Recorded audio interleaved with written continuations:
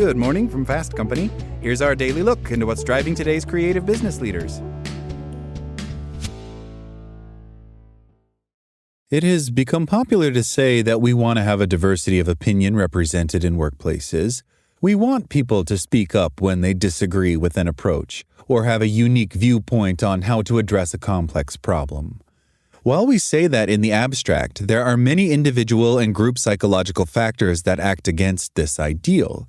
We are often resistant to opinions that differ from our own and are more critical of evidence that contradicts our beliefs than we are of evidence consistent with them.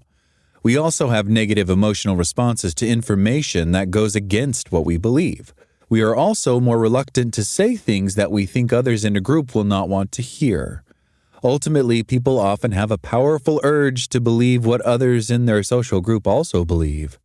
To be successful at taking in diverging opinions, then you have to fight against these factors. Listen without reacting. One of the most difficult parts of hearing an opinion that differs from your own is to allow someone else to say everything they want to say before chiming in. There is a tendency to want to pick apart someone else's beliefs and arguments before they have even had a chance to say what they want to say. Instead, give your conversation partner the chance to complete their train of thought. Even if you think you have heard an argument like theirs before, let them finish. You may be surprised to find out that they have a different approach than you expect. You'll never find out if you interrupt quickly.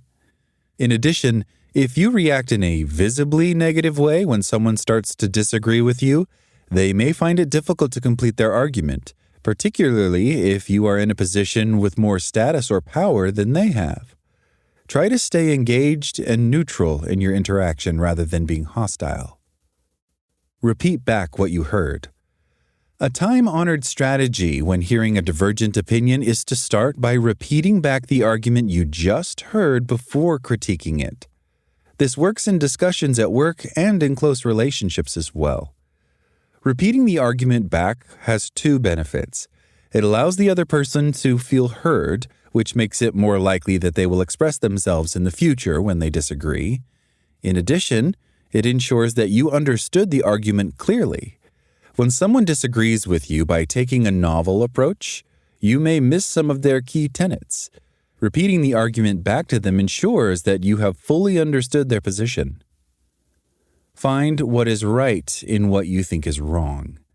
Even after listening to someone else's point of view carefully, you may have a desire to argue back strongly with them and perhaps convince them that you are right after all. A good conversation is not a debate, and it doesn't have to have a victor.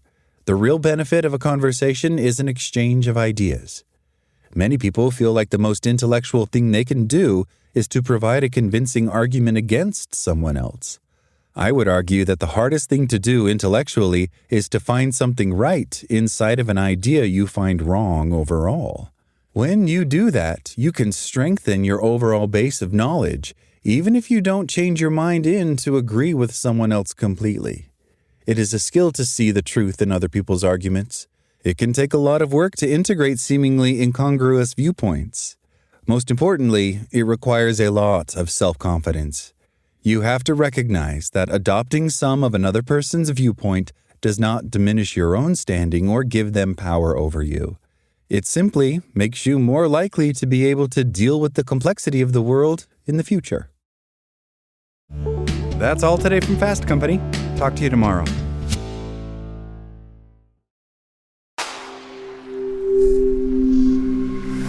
Spoken Layer.